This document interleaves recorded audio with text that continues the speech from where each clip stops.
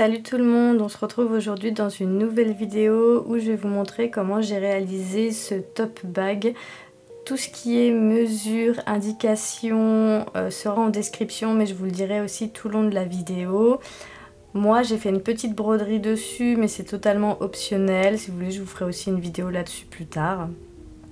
Donc pour commencer, au niveau de la mesure de mon sac, on est sur une hauteur de 41 cm et une largeur de 37,5 cm, toujours avec 1 cm de plus pour la couture. Vu que j'ai fait une broderie, j'ai décidé de la fixer avec du thermocollant à l'intérieur du sac, étant donné que j'ai décidé de ne pas le doubler. J'ai vraiment envie d'avoir un sac qui n'est pas ultra épais, et le doubler, ça risque de me donner une épaisseur. Donc j'ai juste thermocollé, donc j'ai bien thermocollé. Aujourd'hui j'ai déjà utilisé plusieurs fois en mettant des affaires qui accrochent et tout, et ça n'a toujours pas bougé. Donc je trouve que la technique est plutôt sympa.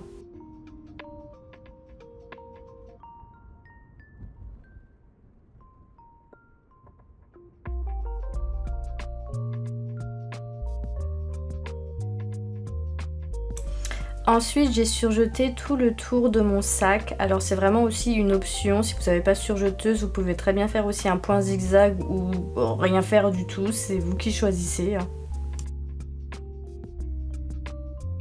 Voilà à quoi ça ressemble au niveau des coutures de chaque côté. Donc c'est quand même un peu plus propre.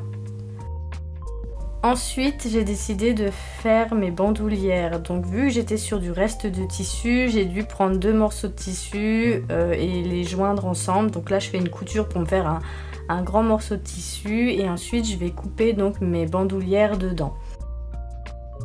J'aplatis ma couture pour éviter de trop grosses épaisseurs quand je vais replier ma bandoulière.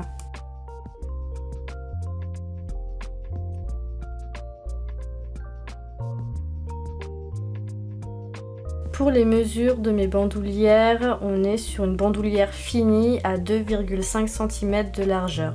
Donc ce que j'ai fait, c'est que j'ai reporté 1, 2, 3, 4 fois 2,5 cm, tout simplement parce qu'en fait je vais replier ma bandoulière pour éviter de la retourner. Je trouve ça très embêtant, enfin c'est pas quelque chose que j'aime faire, du coup je préfère utiliser cette méthode.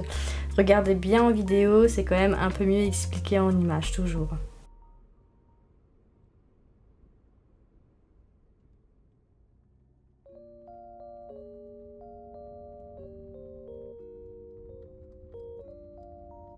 Petite note, si vous venez à faire comme moi, faites bien attention en déchirant le tissu. Si vous ne le déchirez pas correctement et bien droit, il est possible que votre bandoulière soit totalement de travers et qu'il faut reprendre du coup un nouveau morceau de tissu.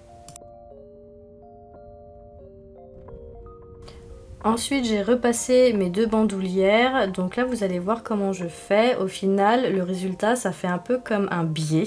Mais c'est pas un biais, mais on est vraiment sur un résultat comme un biais. Ça m'évite de retourner le tissu. Alors certes, ça utilise peut-être plus de tissu, mais je trouve ça plus propre et ça met moins de temps de travail, je trouve.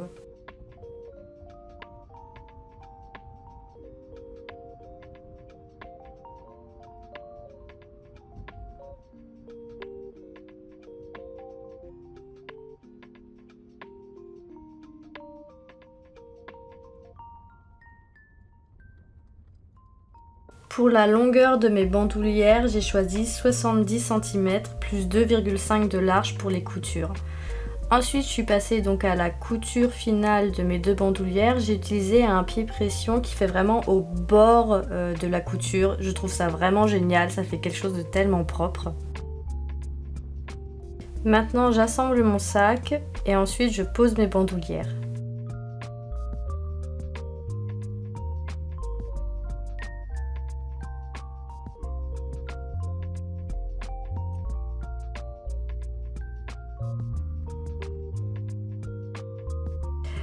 Pour la taille entre mes bandoulières, j'ai totalement oublié de vous filmer comment j'ai fait. En gros, ce que j'ai fait, c'est que j'ai plié en deux mon tote bag et ensuite j'ai mis à peu près 3 cm par rapport au centre de mon tote bag et de l'intérieur de la bandoulière. Alors regardez un petit peu en image, ça va peut-être un peu plus vous parler. Mais du coup, au niveau de la couture, ce que j'ai fait, c'est que j'ai déjà cousu mes bandoulières à l'envers de mon sac. Donc mon sac est à l'envers et j'ai posé mes bandoulières et je couds.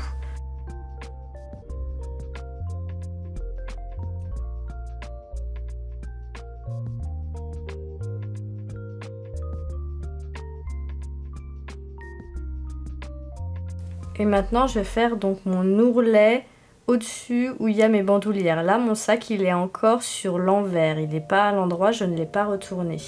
Donc regardez bien, je plie une première fois, voilà, et je vais replier une seconde fois.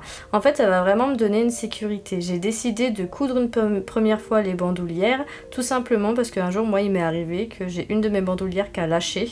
Et j'avais même pas de couture de sécurité au niveau de l'ourlet, ça a vraiment tout lâché. Et du coup je me suis retrouvée avec un sac pendant très désagréable.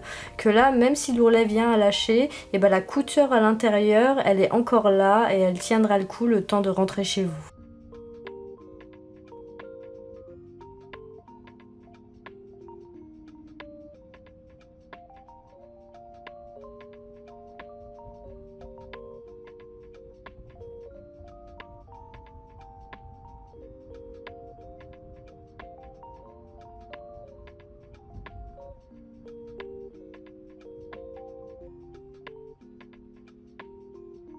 On passe à la couture, bien évidemment. Donc là, on est vraiment sur la couture finale.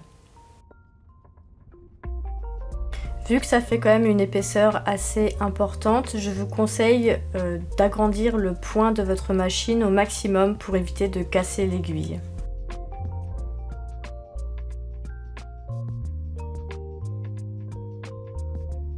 Et voilà, votre petit tote bag est terminé. J'espère que cette vidéo vous plaira et vous aidera peut-être dans vos travaux à venir, toujours.